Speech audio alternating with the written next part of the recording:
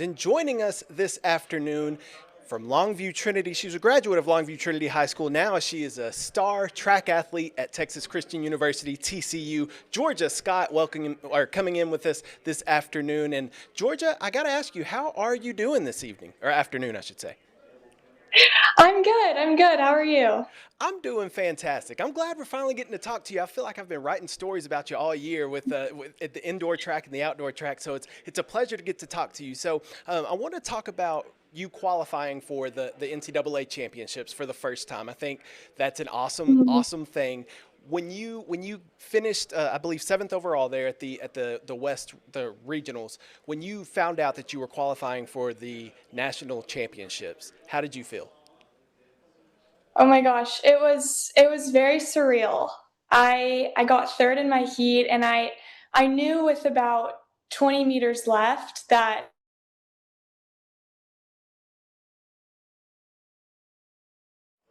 Oh, I think you froze on us, Georgia. Hold on. Hold on. If you're saying something good, I think you froze on us. Oh, no. Oh, okay. You're back. You're back. Hold on. Hold on.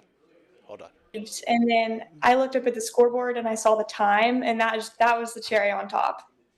Okay, you froze on us in the middle of that answer. So I'm sorry about that. But I'm sorry. But I did hear you say that it was kind of surreal, and then you got down to I think you were talking about the last 20 meters there, and then you froze. You had a big smile on your face, so it was something good that you were about to say. So can you kind of finish off from that last 20 meters for us?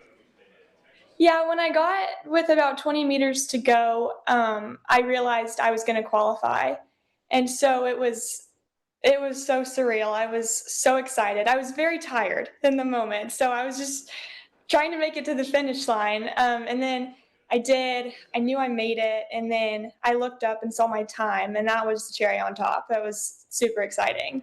That's what I want to ask you about next. School record, a TCU record in the 800 meter. I guess I should have led with that it was the 800 meter and that was a school record qualifying for the championships and all that. But yeah, school record. So you already knew you were going to qualify. Then you saw the time with the school record, but that's not your first time breaking the school record. So you kind of broke your own record this season. So what I is that did. like when you're breaking those school records, when you're kind of competing against yourself, right? When you're trying to break your Mhm. own record, what is that like for you? What's that motivation like? Well, I've been wanting to break that record specifically since last year. I have a ton of respect for the girl who had it before me, but I really wanted to beat it. And so I went out to Stanford. I beat it by a little bit there, but I knew I had a lot left in me. I still feel like I do. So that even though at regionals, specifically that race, I wasn't chasing time, but to look up and see that I lowered it by almost a second, it was super cool. Yeah, that is neat, and you're right. That's interesting that you say that. You weren't racing for time; you were racing just to qualify, right? So you weren't racing to Mhm. try and get a record or anything, and then you lowered it by a whole second. So, what do you think? Why do you think that was? Do you think it's just the more intense competition at regionals made you? Was it a quicker pace in the 800, or why do you think that you got that school record even though you weren't really racing for that time? Well, that's actually interesting because usually in a competitive collegiate and professional race, you're coming through definitely under through the first 400. You're definitely coming through under 60 seconds, and I was like 60.2. I was it wasn't quick, and so I when I saw that, I was thinking, "Oh my gosh, this isn't going to be fast. Like I have to make sure I'm in top 3 because there's no way we're running faster than 202." And so I didn't even see the 600 split. At that point, I was just so locked in on getting top 3. And then when I saw the 2015, I was first like, wow. And then I thought about it more and I was thinking, that's almost an even split. I don't know how we did that. That is awesome. So when you're the 800, for those that don't know, it's two laps around the track and a normal track, I should say, an outdoor track, because I know the indoor tracks are different sizes, but Mhm. an outdoor track, two laps around the track. So obviously it's a lot of you're having to maneuver around other people too, right? But what are your focus points? What are you looking at as you're running? I mean, you mentioned kind of the splits and stuff. So are you looking at your times as you cross, or what are you looking at as you're running? Normally I am pretty conscious of my splits because it allows me to gauge when I need to move, how I need to move, because even though it is only 2 laps, there's a lot of strategy involved. I normally like to be on the outside, so almost in lane two. I'm running extra distance, but it allows you to move a little bit easier. So I can make a move with usually, I like to start around 300 to go. Okay. So, I Okay. mean, yeah, usually I'm pretty conscious of it. I wasn't as much in that race just because it was about place, but I'm normally paying attention to my 200 split, 400, 600, all of it. So you mentioned that running the 800 is a lot of strategy, and so what? Tell me a little bit. I mean, you mentioned a little bit of it there. You like to be on the outside, which is a longer way around, but like you said, it's usually an easier path. You're not having to fight all these people in that one lane to try and get around. So you mentioned the strategy in your mind as one of the best 800-meter runners in the country. What is a good strategy for an 800-meter race? It really does depend on the race, who's in the race. I mean, I've raced at this point. I've raced a lot of these same girls often, so I know how they run. And so usually before the race, my coach and I come up with a plan. Like, okay, you're going to stay behind this girl for this long. And then since I'm taller and I don't have my turnover, it usually takes me a little bit to get into it. So I usually, when it gets to be 300 to go, I know that I need to start moving. I need to get up there closer to the front and make my move then, which can throw people off that I'm going so early, which is good because they go with me and then they can't go. That's something I was going to ask you too, because I've seen. I was just a couple of weeks ago at the UIL Track and Field State Championships, and watching the 800. It's interesting to see when they kind of kick in that gear to kind of get that Mhm. final stretch. And you mentioning 300, I noticed it maybe about 150, 175 for a lot of Yeah. these high schoolers that's when they would kind of kick it in.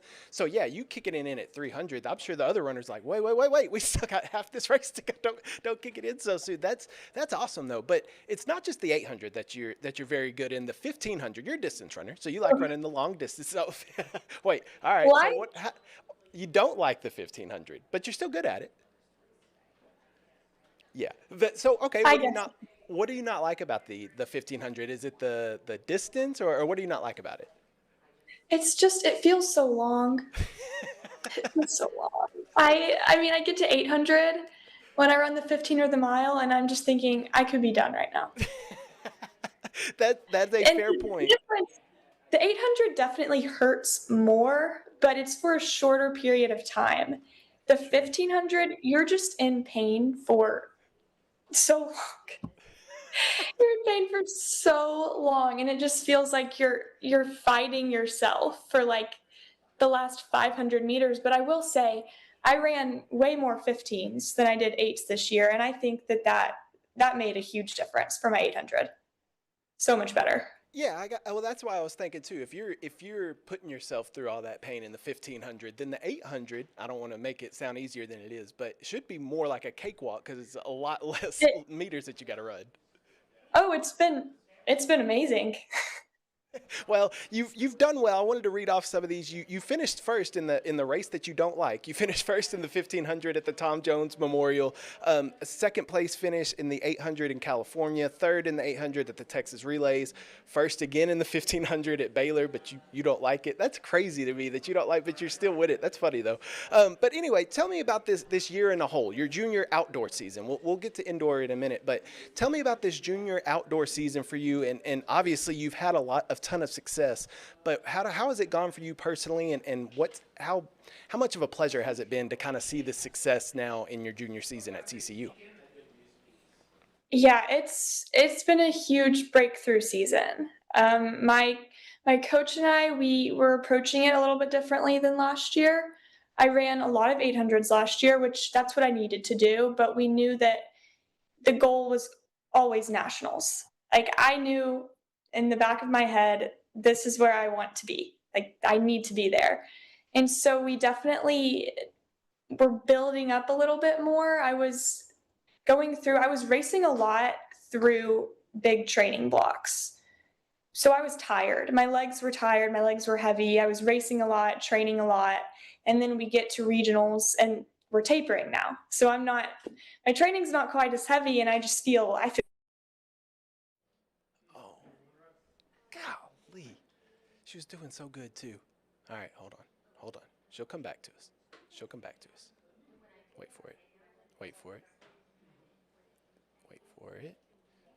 Oh, there it is. but that kind of changed things for us in terms of we thought, oh, maybe I need to run the 1500.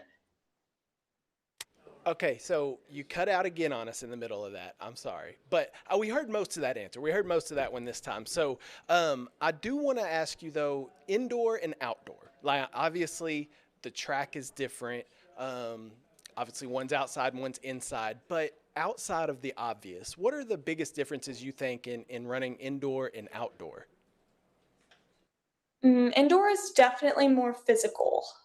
There's a lot of contact, and it's inclined, so you're running, or most of them are banked, so you're running on an angle.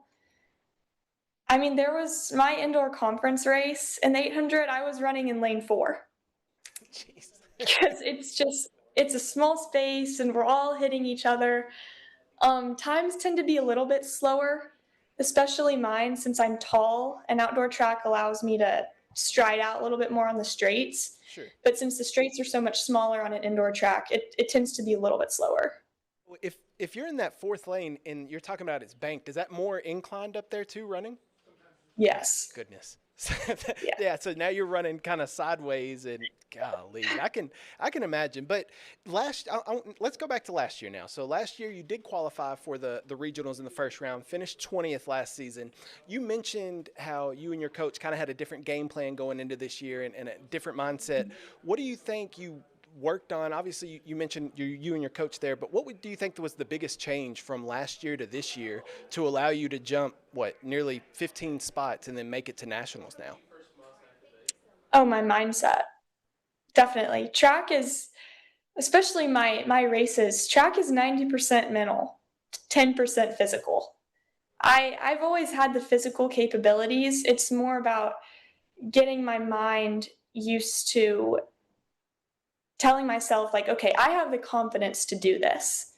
I'm ready. And putting the trust in my coach that he knows what he's doing. He's getting me ready for this. And so that's mainly what I've done this season. I mean, I've just been all in. You tell me what to do, I'll do it. And so I really think that's it. And you're right. You're absolutely right. I mean, it is, and especially your races, the distance races, like that is a mental game of, like you said, telling your body, I'm not tired. I can keep going. I can keep pushing and going. When I ran track at a high school level, I never ran in college, but when I ran track, I was a sprinter, right? So I did the hundreds, the 200s, get in, get out. I didn't have to worry about, how long I need to stay focused and all that. But yeah, that's awesome. So you're headed to nationals next week in Oregon at a historic field, Hayward Field up there. First off, I want to ask you, how cool is it to be going to such an iconic, I mean, Track USA, right? In Eugene is what they dubbed it as. So how cool is it to be going to Oregon and competing up there? And then what are your expectations at nationals? I'm very excited. It's the 24 best girls in the country. So that is very exciting, also a little bit nerve wracking. But I mean, I'm getting ready I know what the pace is going to be. I know these people I'm racing against, so I kind of just have to prepare myself for what's coming. I've never been here before, so it'll be a little bit of unfamiliar territory, but I like to show up in big moments. I like the pressure. I like people watching me. So I'm really excited. Well, I'm excited to see you down there, and I think it's going to be fun to watch. You also got some TCU teammates going with you, a few teammates going with you. So how cool is that to have some teammates being able to go with you, and you don't have to go down there by yourself? Yeah, it's great. I love them. I love all of them. I'm super excited to travel with them. One more thing, and then I'll let you get out of here. I want to ask you about your support from back home, going to Longview Trinity, graduating from there, growing up in the Longview area. Talk to me about the support that you get from back home and how much that motivates you to keep going. Oh my gosh, it's amazing. I First of all, my parents, they were at regionals. They make it to every meet they can, and my siblings, they're amazing. It's great having them there. And then I mean, I'll get back to my phone after a race and I'll have at least 20 text messages from people back home, like friends of my parents telling me that they were watching me, yelling for me at the TV. Like it is the best feeling knowing that the Longview community is has my back. Longview rallies around their own. That is They for sure. definitely So do. that's awesome. That's awesome. Well, Georgia, it has been a pleasure to talk to you. Thank you so much for taking some time hopping on here with us. Best of luck in Oregon next week, and we'll be cheering you on from back here. Thank you. All right. Thank you, Georgia.